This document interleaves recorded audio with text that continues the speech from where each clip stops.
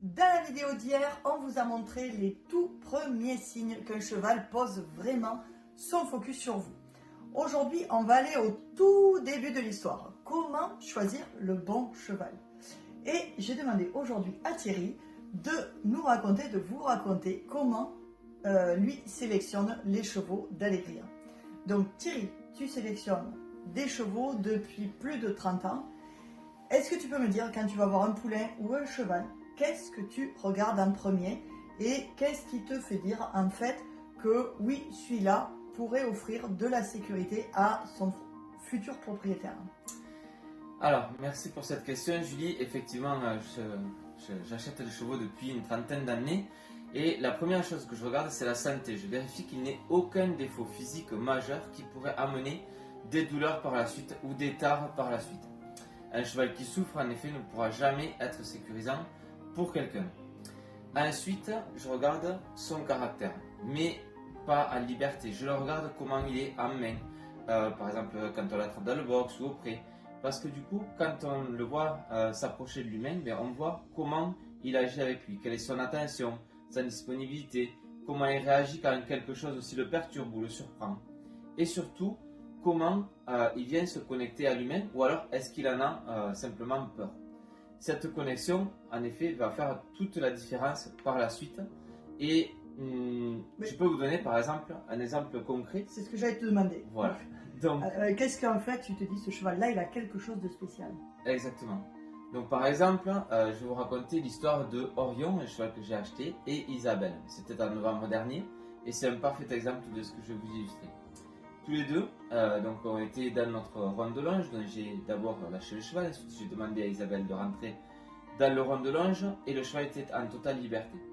Et il y avait beaucoup de mouvements dans le haras, beaucoup de chevaux qui rentraient, sortaient, des tracteurs, des véhicules, etc. Et donc il était très distrait par l'environnement. Il voulait aller vers les autres, il explorait un peu son environnement, et Isabelle ne le connaissait pas du tout. Donc quand elle est rentrée dans le rond de longe, je lui ai demandé de se poser, de respirer profondément et de se connecter à elle-même et plus particulièrement à son cœur. Et là, j'ai vu Orion, dont l'attitude a complètement changé, et il a arrêté de regarder tout ce qui se passait autour de lui. Et de suite, il a commencé à vraiment se focaliser sur elle et à la suivre partout, d'un point à l'autre, et à vraiment être connecté à elle. Donc ce n'était pas du dressage, ce n'était pas de l'éducation, c'est juste le fait que, comme elle était calme et alignée, alors elle est rentrée dans un mode de communication qui se rapprochait de celui qu'utilise le cheval, un peu comme s'ils entraient dans la même longueur d'onde. Et ça, avec un cheval qu'elle ne connaissait pas du tout. Donc voilà, c'est ce genre de moment-là que je cherche avec les chevaux que je choisis. Un cheval qui soit capable, même au milieu de tout ce bins, on va dire, de se connecter à l'humain le plus rapidement possible. Donc tu ne cherches pas juste un beau performant, tu cherches vraiment un cheval qui peut entrer en relation avec l'humain, qui peut s'accorder avec l'humain en fait. Exactement, je cherche à ce qu'il soit beau et performant et qu'en plus il se connecte à l'humain rapidement, qu'il ait envie d'être avec l'humain. Ce n'est pas choisir son cheval, c'est pas juste choisir un corps, c'est choisir un esprit.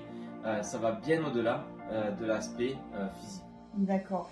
Et si vous aussi peut-être vous voulez savoir comment choisir un cheval qui pourra réellement s'accorder à vous, on a créé un super guide complet avec 7 conseils essentiels pour réussir l'achat de votre cheval en toute sécurité. Donc pour le recevoir gratuitement, il suffit juste que vous écriviez oui en commentaire et on vous l'enverra directement. Voilà. Demain, qu'est-ce qu'on fait? Cliquez vite oui. Et demain, du coup, on parlera d'une peur que beaucoup de cavaliers connaissent, la peur de se tromper justement dans l'achat de leur cheval. Et on vous montrera quels sont les signes à rechercher justement dans le cheval que vous allez acheter.